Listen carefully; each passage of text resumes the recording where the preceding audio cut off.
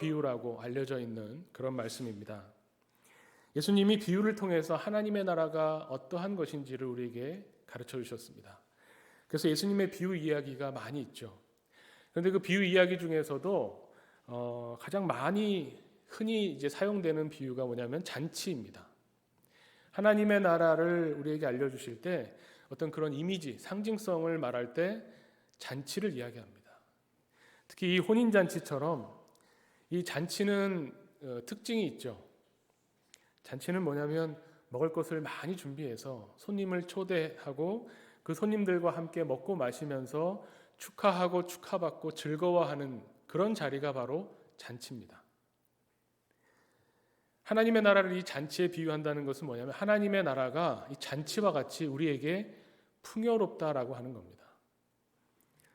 바꾸어서 보면 우리가 살고 있는 이 현실 세계에 왜 이렇게 문제가 많을까요?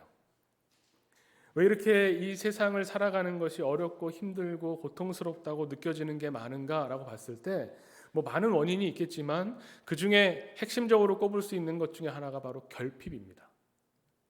부족해서.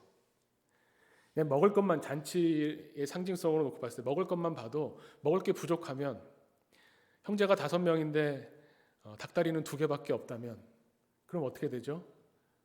닭다리가 부족하죠. 그러면 거기서 경쟁이 생기고 갈등이 생기고 분쟁이 생겨납니다. 이 세상이 그렇다는 겁니다. 왜냐하면 이 세상은 어떻게 보면 악의 권세 아래 있는 세상이기 때문에 그렇습니다. 여기에 반해서 하나님의 나라는 어떤 곳이냐? 우리에게 결핍이 없는 겁니다. 풍요로움으로 가득합니다. 잔치집에는 먹을 것이 떨어지지 않습니다. 거기 모인 모든 사람이 다 먹고 배가 부릅니다. 그리고도 음식이 남아 있습니다. 누가 음식 갖고 싸우겠습니까? 내가 지금 배부른데. 하나님의 나라는 그런 것이라는 겁니다. 우리를 배부르게 하고 풍요롭게 하고 더 이상 어떤 결핍이 없어서 분쟁과 시기와 경쟁이 없는 그런 하나님의 나라를 이 잔치로 예수님께서 우리에게 가르쳐 주십니다. 그런데 그 잔치 중에서도 오늘은 그 잔치에 참여하는 사람과 참여하지 못하는 사람에 관한 이야기가 나오죠. 이 10처녀 이야기, 10처녀 중에서 5명의 처녀는 슬기로운 자라고 일컬음을 받고 5명은 미련한 자라고 일컬음을 받습니다. 오늘 이 말씀 본문 내용을 보면 천국은 마치 등을 들고 신랑을 맞으러 나간 10처녀와 같다 이렇게 말씀하십니다. 하나님의 나라는 이와 같다. 근데 여기 이 이야기에서 신랑은 나오는데 신부가 등장하지 않습니다. 그래서 좀 이 이야기를 우리가 이해하는데 좀 어려움이 있는 것이 뭐냐면 당시의 유대 풍습과 지금 우리와 다르고 또 예수님께서 하시고자 하는 메시지를 이 비유 이야기에 담고 있기 때문에 이 이야기 전체가 다 현실적인 것은 또 아닙니다. 이 결혼 풍습이 다르다고 하는 것은 당시 유대에는 이제 신랑이 신부를 맞으러 갑니다. 신랑이 먼저 신부 집에 가서 신부를 데리고 다시 신랑 집으로 돌아와서 거기서 또 잔치가 벌어집니다.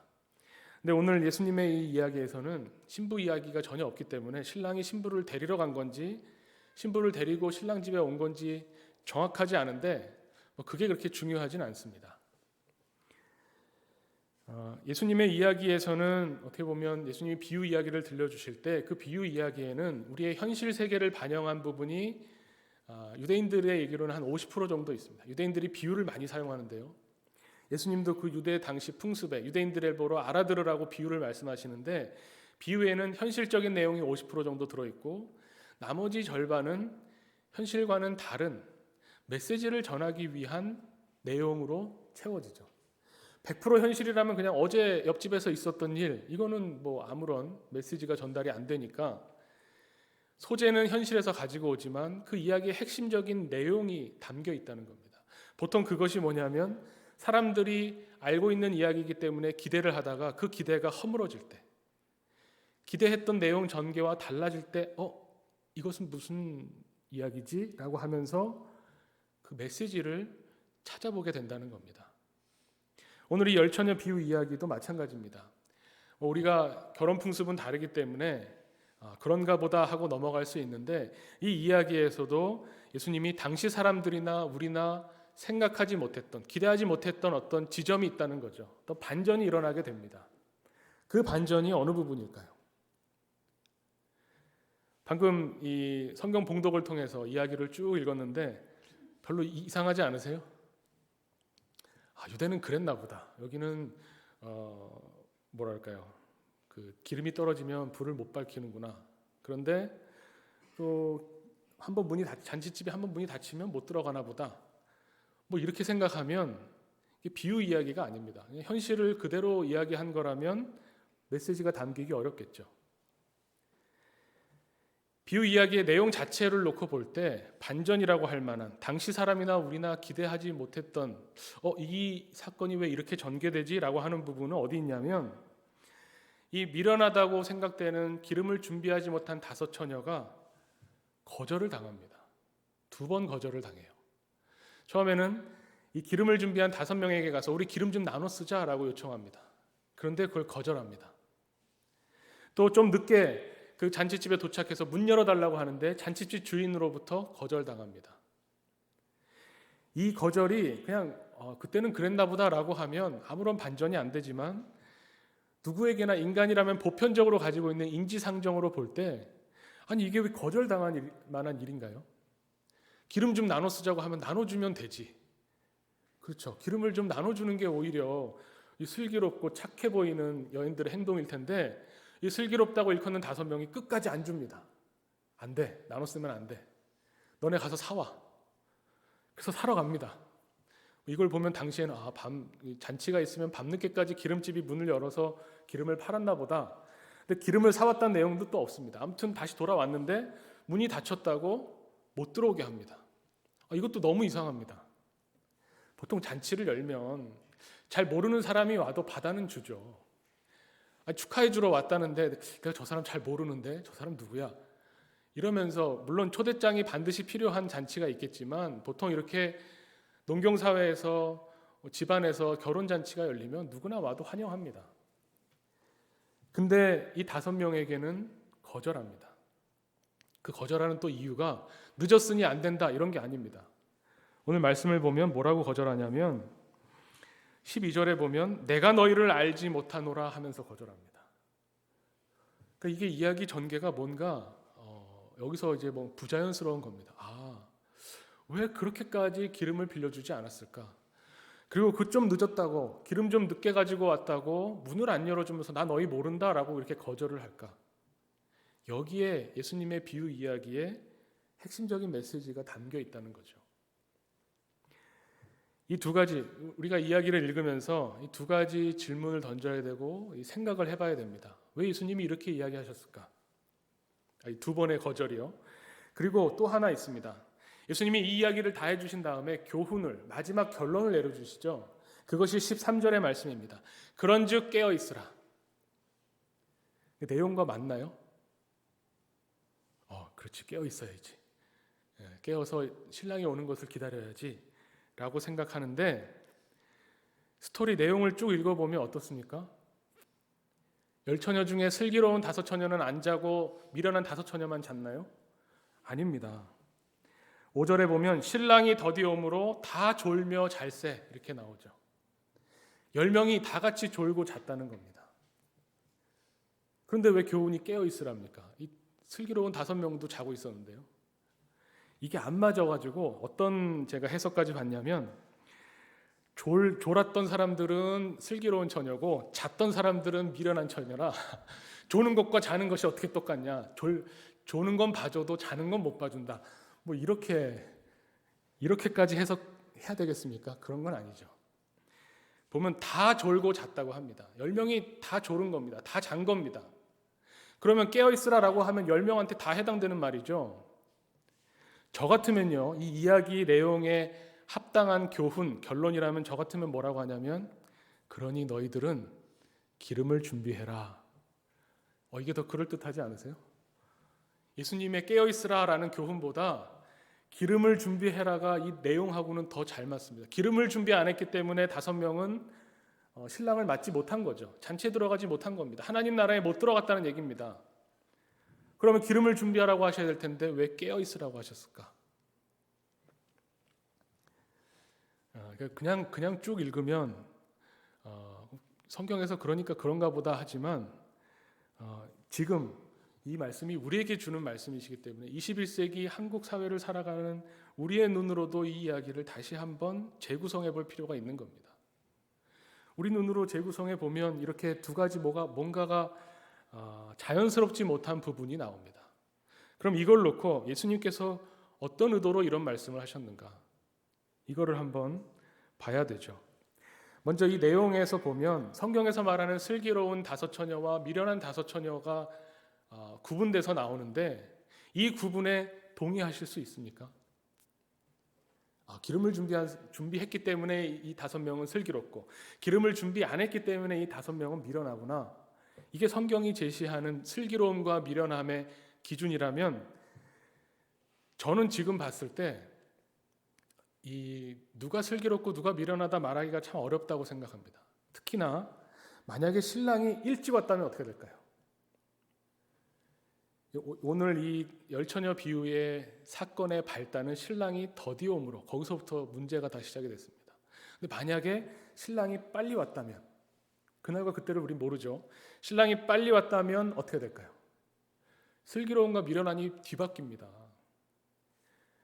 왜냐하면 왜 쓸데없이 그렇게 많은 기름을 준비하고 거기에 기름을 사러 다니고 에너지를 쏟고 돈을 들여서 기름을 이만큼 준비했는데 신랑이 벌써 딱 왔어요.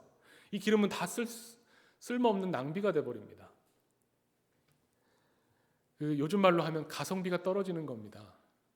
딱 필요한 만큼만 준비해서 그 기름을 사용하는 것이 가장 슬기로운 방법이죠. 요즘 같으면 그럴 겁니다. 효율성을 따지고요. 신랑이 언제 올지 예측을 해서 그 시간까지 필요한 등불을 준비하고 그때 불을 켜서 잔치를 벌일 수 있는 그런 것들을 따지고 계산하고 생각해서 가장 가성비 좋은 방법을 뽑는 것이 현대에서는 슬기로운 겁니다. 문제는 뭐냐면 오늘 결론의 말씀처럼 그날과 그때를 너희는 알지 못한다. 여기에 이 전제가 깔려 있다면 우리의 상식적인 슬기로움과 미련함이 이 이야기에서는 통용되지 않는다는 겁니다. 성경이 왜 기름을 준비한 다섯 처녀를 슬기롭다고 하는가? 신랑이 언제 올지 모르기 때문에 그런 겁니다. 그 전제가 깔려 있는 겁니다. 신랑이 언제 올지 예측이 가능하다면 그러면 뭐가 슬기로운지가 달라졌겠지만 13절의 결론에 그날과 그때를 너희는 알지 못한다 였기 때문에 기름을 준비한 처녀들이 슬기로운 처녀가 되는 겁니다. 오늘 이야기를 보면 그래서 이 깨어있으라라고 하는 이 말씀은 어떻게 보면 기름을 준비하는 것과 연관이 있는 겁니다. 아주 전혀 생뚱맞게 갑자기 예수님이 열처녀 이야기를 다 해놓고 깨어있으라라고 말씀하신 것이 아니라 이 깨어있으라라고 하는 깨어있다라고 하는 이 의미가 사실은 기름을 준비하는 슬기로운 처녀들의 행동과 관련이 있다는 겁니다. 단순히 눈을 감고 잠을 자는 것, 눈을 번쩍 떠서 깨어있어라 정신 차려라 이 이야기가 아닌 거죠. 그런데 왜 기름을 준비하라고 하지 않으셨을까? 저 같으면 그렇게 해서 논리적으로 깨워 맞출 텐데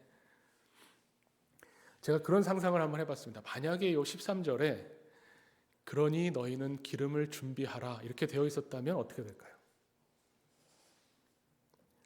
이야기와 자연스럽게 기름을 준비해라로 결론이 났다면 그러면 저의 관심은 어디로 가냐면요.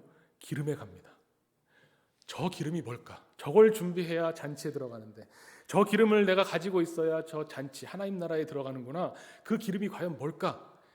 여기에 온통 관심이 가게 되겠죠.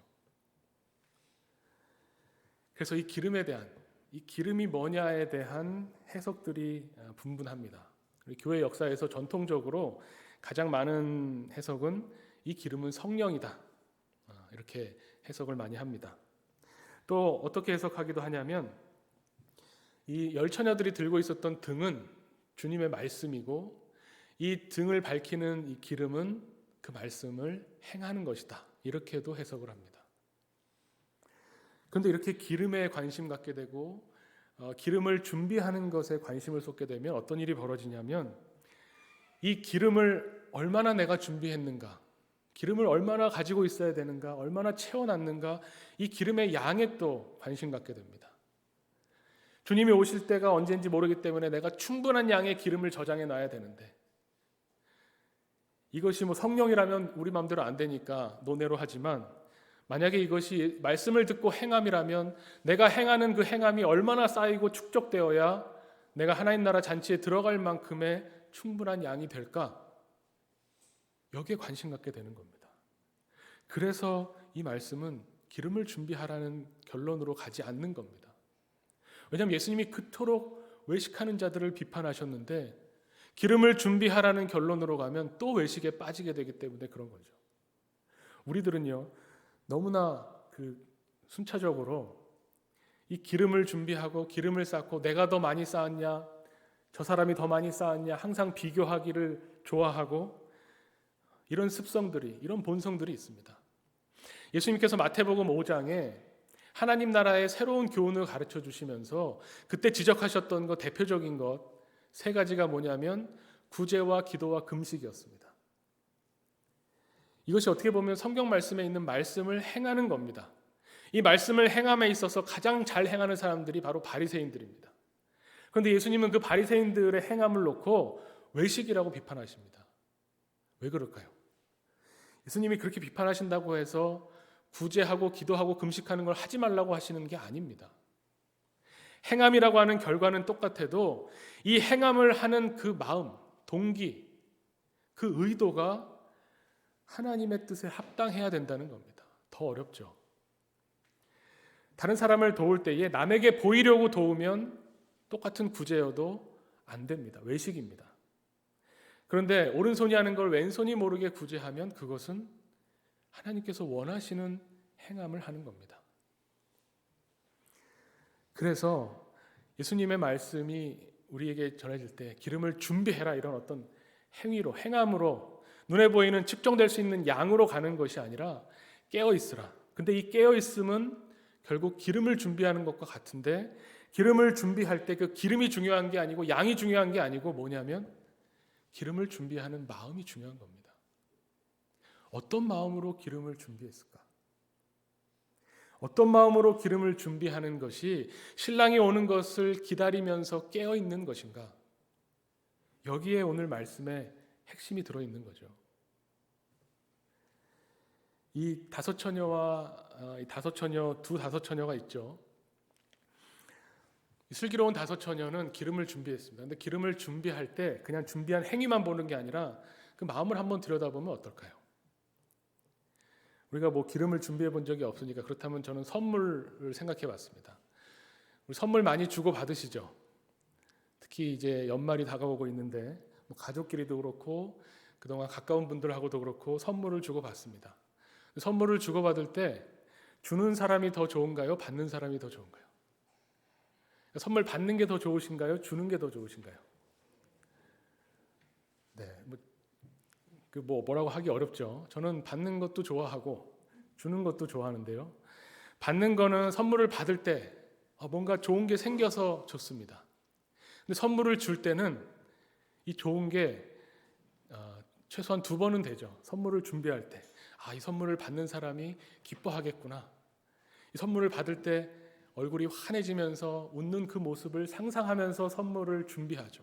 이 사람이 뭘 좋아할까 고르죠. 그리고 줄 때 정말로 기뻐하면 그 기쁨이 또 2배가 되죠. 받는 게 좋을 수도 있고 주는 게 좋을 수도 있지만 분명한 것은 뭐냐면 선물을 주기 위한 준비하는 그 마음은 선물 그 자체보다도 사실 어떻게 보면 우리에게 더 큰 의미가 있을 수 있다는 겁니다. 이 다섯 처녀들은 기름을 준비하면서 아마 신랑이 와서 우리가 그 결혼잔치에 참여해서 많은 마을 사람들을 흥겹게 하고 노래와 춤을 하고 그 다음에 우리가 준비한 등으로 불을 밝혀서 정말 이 기쁜 잔치를 한번 열어봐야지, 이 기쁜 잔치에 우리도 참여해야지, 이런 마음으로 준비했을 겁니다. 사실은 불필요해 보일지도 모르지만, 신랑이 빨리 온다면 문제가 없을지도 모르지만 신랑이 언제 오실지 모르니 오신다면 절대로 부족하지 않게 내가 미리 준비하겠다. 그러면서 그 신랑을 생각했겠죠. 신랑이 와서 우리가 이 준비한 등으로 불을 밝히면 얼마나 기뻐할까. 준비하는 마음이라는 것은 그런 겁니다. 예수님께서 여기에서 깨어 있으라라고 말씀하신 이 깨어 있음은 기름을 준비하는 마음을 가지고 있는 것이고요. 그 마음을 가지고 신랑이 올 때까지 기다리고 있는 겁니다. 깨어서 기다리는 겁니다. 이 의미를 다 포함합니다. 이 깨어있으라는 말보다 사실은 그래서 더 중요한 말씀은 뭐냐면, 더 핵심적인 말씀은 바로 그 뒤에 나오는 너희는 그날과 그때를 알지 못하기 때문이다, 이 말씀인 겁니다. 열처녀의 비유 이야기를 들려주시고 나서 가장 중요한 핵심은 뭐냐면, 너희들은 신랑이 언제 올지 알 수 없다, 여기에 있습니다. 그러니 알 수 없기 때문에 준비하는 마음을 가져야 되고요. 알 수 없기 때문에 깨어 있어야 되고요. 알 수 없기 때문에 깨어 있으면서 계속 기다려야 되는 겁니다. 근데 알 수 없으면 어떻게 기다리나? 보통 이렇게 생각하잖아요. 우리 학교에서 학창 시절에 아마 선생님이 쪽지 시험 보겠다 예고하셨는데 언제 볼지를 안 알려주세요. 그러면 어떻게 될까요? 그러면 어떤 친구들은 오늘 볼까 내일 볼까 하다 계속 안 봐요, 시험을. 그거를 어떻게 준비해? 언제 볼지 모르는데. 그냥 이렇게 포기하고 딱 접는 사람이 있고, 언제 볼지 모르니 계속 준비. 오늘 배운 것도 복습하고 내일 배울 거 예습하고 준비하는 사람이 있겠죠. 오늘 이 다섯 처녀 이야기를 나올 때 슬기로운 다섯 처녀는 신랑이 언제 올지 모르기 때문에 깨어서 준비하는 사람을 말하는 것이고, 신랑이 언제 올지 모르기 때문에 미련한 사람은 그냥 접는 겁니다. 언제 올지 모르겠다. 그때 오면 기름 파는 데는 계속 열려 있으니 그때 가서 사오지 뭐. 신랑이 언제 오는지에 별로 관심이 없고, 신랑이 오냐 안 오냐에 별로 신경 쓰지 않았기 때문에, 신랑이 어떤 사람인지, 신랑을 위해서 뭘 준비해야 될지, 어떤 기름이 우리에게 가장 합당한 기름인지 준비하지 않았기 때문에 이 잔치의 주인이 거절하는 이유가 뭐냐면, 내가 너희를 모른다라고 거절하는 겁니다. 늦었다가 아닙니다. 준비 못했으니 들어오지 말아라가 아닙니다. 준비하면서 알아보려고 하는 그 마음, 신랑에게 가지고 있는 그 관심의 마음, 이 잔치가 어떤 잔치인지, 이 잔치에 참여한다는 것이 무슨 의미인지에 대해서 무관심한 그 5명의 처녀를 나는 너희를 알지 못한다고 거절하게 되는 겁니다. 그날과 그때를 알지 못한다는 것은 어떻게 보면 우리에게는 사실 복음입니다. 그날과 그때를 알지 못해서 이거 어떻게 기다려, 언제 오실지 모르는데 2000년 동안 안 오셨으니 설마 내가 살아있는 동안에 오시겠나. 보통 저는 그런 생각 많이 했었습니다. 아니 2000년 동안 안 오셨는데 이때 내가 죽기 전에 오실 리가 있을까? 그런데 사실은 그날과 그때를 알지 못하기 때문에 오히려 준비할 수 있는 겁니다. 그날과 그때를 알지 못하기 때문에 오히려 기다릴 수 있는 힘이 거기서 오는 겁니다. 그날과 그때를 예측한다면, 알려주신다면 아까 말씀드린 것처럼 그날과 그때에 맞춰서 가성비 좋은 활동을 하겠죠. 평소에는 내 맘대로 살다가 죽기 전에 회개하고 천국 가지 뭐, 이런 게 가능해지겠죠. 하지만 그날과 그때를 알지 못하기 때문에 그것은 불가능합니다. 오히려 그날과 그때를 알지 못하기 때문에 깨어있는 사람, 준비하는 사람, 기다리는 사람은 오히려 행복할 수 있습니다. 이게 어떻게 가능할까? 아무래도 그 신학자가 이런 걸 잘 표현했습니다. 폴 틸리히는 그의 설교집에서 이렇게, 폴 틸리히라는 유명한 신학자가 있는데요, 이렇게 이야기합니다. 기다림이란 가지지 않으면서도 동시에 가지는 것을 의미한다. 이게 무슨 말인가? 이 기다린다고 하는 것은 뭐냐면 영혼의 침입을 기다린다는 겁니다. 하나님의 나라가 우리에게 침투해 오는 게 기다림이라는 겁니다. 다시 표현하면 우리 기독교는 주님이 다시 오실 것을 기다립니다. 십자가를 통해서 우리를 구원하신 주님이 다시 오셔서 하나님의 나라를 완성시켜 주시겠다고, 우리의 생명을 완성시켜 주시겠다고 약속하신 것을 믿고 소망하는 사람들이 그리스도인들입니다. 근데 우리의 그 종말이라고 표현하죠. 주님이 오시는 그때는 우리에게 먼 미래의 이야기가 아닙니다. 먼 미래의 이야기면 우리하고 아무 상관이 없죠. 기독교의 주님이 다시 오시는 그 재림은, 주님의 시간은 미래의 이야기가 아니라 현재, 지금 나에게 영향을 미치고 있는 어떤 것입니다.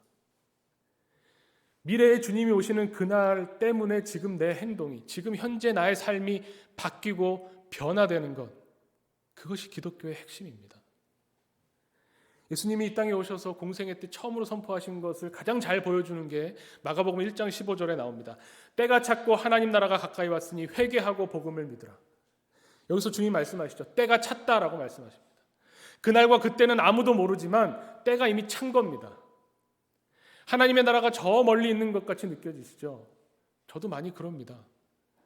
2000년 동안 안 오셨으니 아마 오시지 않을 것 같은데, 저 멀리 있는 어떤 미래인 것 같은데 라고 생각한다면, 그런 사람에게 예수님께서 선포하시는 겁니다. 하나님 나라가 가까이 왔다. 너의 코앞에 있다, 이 말입니다. 그러면 우리는 어떻게 됩니까? 때가 찼고 하나님 나라가 우리 코앞에 가까이 와 있기 때문에 그 나라를 바라보면서 현재를 살아가는 겁니다. 그것이 깨어 있는 겁니다. 그것이 준비하는 마음을 가지고 있는 겁니다. 하나님의 나라가 나와 아무 상관이 없는 것이 아니라 하나님의 그 통치하심을 지금 내가 내 삶에서 현재 이 자리에서 내가 누리겠다. 하나님이 나를 다스리시는 것을 내가 지금 체험하겠다. 그래야 우리가 하나님의 나라와 관계를 맺게 되는 거죠. 하나님이 우리를 보고 내가 너를 안다라고 말씀하실 수 있는 거죠.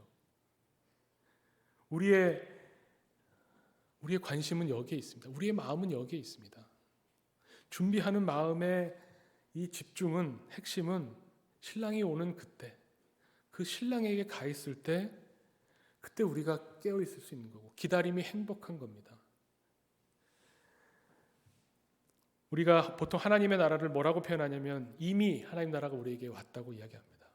그러면서 또 동시에 아직 하나님 나라가 우리에게 오지 않았다고도 말합니다.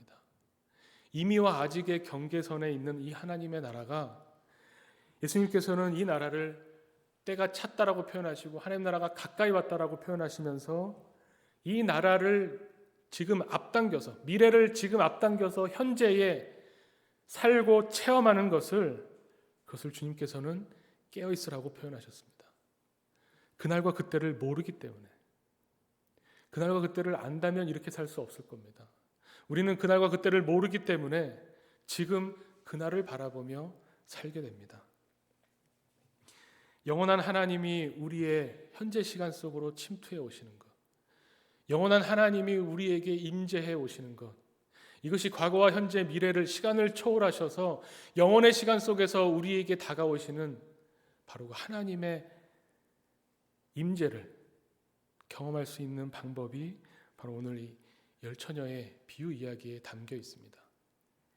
아직 잔치가 벌어지기 전에 잔치를 생각하면서, 잔치를 예상하면서, 또 신랑을 맞이할 때를 생각하면서 기름을 준비했던 이 슬기로운 다섯 처녀, 이 다섯 처녀의 이 마음이, 이 준비가, 이 깨어 있음이 우리에게도 요청됩니다.